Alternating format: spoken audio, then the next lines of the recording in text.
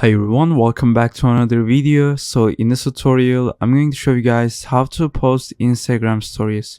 So it's going to be really basic. All you have to do is, if you are on computer, just click on the three dots and then in here go to the more tool and then go to the developer tools. So and then all you have to do is just click on this icon right here. So and then all you have to do is just refresh your page. So now you can just click on the plus button in here and then click on story.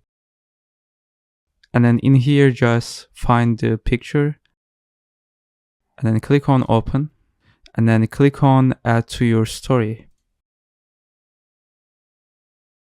So right now it's uploading. All right, so here we go. So this is how to post Instagram stories. See you guys in the next tutorial.